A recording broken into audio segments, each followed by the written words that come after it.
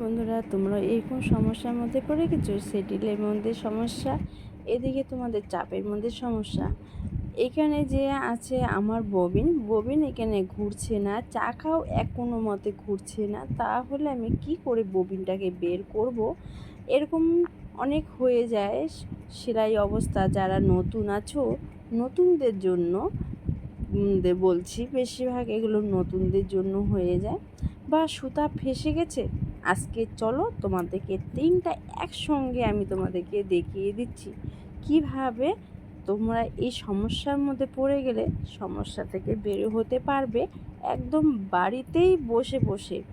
তাহলে পুরো ভিডিওটা দেখতে হবে মনোযোগ দিয়ে। এখানে আমার ববিনটা এভাবে ফেঁসে গিয়েছে, আমি খুলতেই পারছি না। মেশিন মানে ঘুরছেই না, সুই উঠছে না, নামছে না। তাহলে চলো দেখো, এখানে অনেক রকমের চেষ্টা করার পরেও বের হচ্ছে না, কিন্তু আমার প্রচণ্ড কষ্ট হয়েছিল বের করতে, টাইট হয়ে গেছিলো। সেটাই আজকে কেন হয়েছে বা কিভাবে তার সমাধান করা যাবে সেটাই আজকে আমরা সেটাই করব। এইখানে যে আমাদের সেটেল আছে, আমরা এখানে পুরোটা খুলে নিয়েছি। কোনো সময় সুতো পেঁচে গেলে আমাদের টাইট হয়ে যায়, চলে না, মেশিন ভারী হয়ে যায়। তাহলে কি করব আমরা? এভাবে যে তোমরা যদি সুতো আটকে থাকে, এভাবে তোমরা আগে নোংরাগুলোকে চেঁচিয়ে এভাবে কোনো জিনিসের সাহায্যে, স্ক্রুড্রাইভার সাহায্যে করে নেবে। নেওয়ার পরে মুছে নিয়ে এইভাবে তেল দিয়ে দিবে। তেল দেওয়ার পরে এখানে আবারও নতুন করে সেট করতে হবে। একটা করে পার্ট যেভাবে ছিল খুলেছিলাম সেভাবেই আবার আমি এগুলো পার্টগুলো দিয়েছি। এখানে এইভাবে আবার এখানে নাট দিয়ে পুরো টাইট করতে হবে। টাইট করার পরে আমার কাজ এখানে সুন্দর হয়নি, এখন শেষ সুন্দর করে কিভাবে করতে হবে সেটা আমি বলছি। এখানে যে দেখো, এখানে সেট আমি কিভাবে করব, যেখানে আমরা ববিনটাকে রাখি, ববিনটাকে ভরতে হয় সেই জায়গাটা দেখো, আমি সেটাই এখন তোমাদেরকে দেখিয়েছি।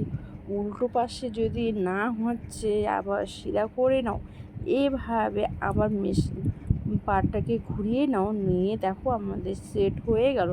হওয়ার পরে এখানে আমি কি করব, তোমরা তেলও দিতে পারো, আর আমি আগেও তেল দিয়েছি। এখানে তারপর আমি এখানে কি করছি, মেশিনের মধ্যে চলে আসছি। এখানে চাপের সমস্যা, অনেক মেশিনের চাপের সমস্যা হয়, চাপ ঘুরছে না, নোংরা হয়ে গেছে, জাম হয়ে গিয়েছে। তাহলে আমরা কি করব? এটাও আমাদের সমস্যা হয়ে যায়। তাহলে আমি এখানে কি করছি সেভাবেই করতে হবে। এখানে যে উপরের নাটগুলো আছে আমি খুলে নিয়েছি, আর নোংরা এখানে জাম হয়ে গিয়েছে, এতটাই নোংরা জায়গা নিয়েছে নোংরা। আমরা এভাবে আগে স্ক্রুড্রাইভার দিয়ে নিয়ে নেব।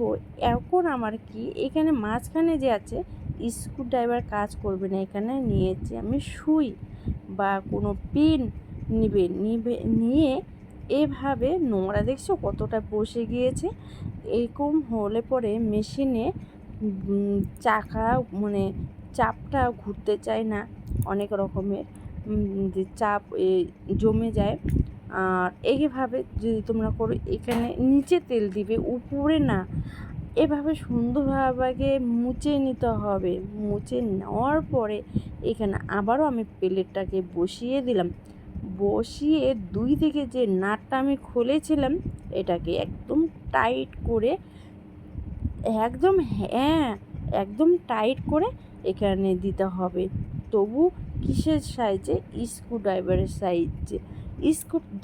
সাহায্যে যদি আমরা টাইট করে দেই, তাহলে আমাদের এখানে চাপটা কোন রকমের লুজ হওয়ার সমস্যা থাকবে না।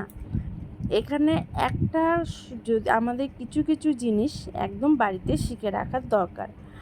আর এখানে আমি কি করব, যে আমাদের পুরো মেশিনটা ঘুরে আমাদের কোথায় কোথায়, তো আমি এখানে আবারও কিভাবে তেল দিতে হয় মেশিনে সেটা তোমাদেরকে দেখিয়ে দিব। এখন আমার আগে আমি সেট করে নিব। নেওয়ার পরে কিভাবে তেল দিতে হবে সেটাকে আমি করে নেব। তো এখানে আগে তোমার যে সুইটা আছে সুইটাকে উপরে রাখতে হবে। সুইটাকে উপরে রেখে এইটাকে সাইডে করে নিতে হবে। সেটিং করতে গেলে এভাবে দুটো জায়গায় দুটো গর্ত দেখা যাচ্ছে কি না, তো দুটো এভাবে আমি দিয়েছি। দেওয়ার পরে একদম সেট হয়ে গেছে সুন্দরভাবে। এখন আমার টাইট করে দেওয়ার পালা। তো এভাবে তোমাদের দুটো নাটকে এরকম করে বসাতে হবে। বসিয়ে আবার স্ক্রুড্রাইভারের সাহায্যে একদম পুরো টাইট করে দিতে হবে। যদি লুজ না থাকে, লুজ থাকলে এখানে নড়াচড়া হয়ে গেলে আবারও সমস্যা হয়ে যাবে। এখানে একদম টাইট করে আমি পুরো টাইট করে দিয়েছি। দেওয়ার পরে এখানে অনেক রকমের সমস্যা হয় মেশিনে। আমরা কিছু কিছু জিনিস আমাদের সব কিছুই শিখবো, সেটা আজকে আবার আমি দেখিয়ে দিচ্ছি। তো এখন কি করব আমি, এখন আমার মেশিনটাকে শুইয়ে নেব। শুয়ে নেওয়ার পরে এখানে যেখানে যেখানে যেই পার্টগুলো ঘুরছে বা ঘুরে সেইখানে কলকবজার মধ্যে পুরোটাই তেল দিয়ে দেব। তেল দিলে মেশিনটা একদম ফ্রি হয়ে যাবে, ঘোরাতে কোনো রকমের সমস্যা হবে না। আমি তার জন্য সবগুলো জায়গায় আমি এভাবে তেল দিয়ে নিলাম।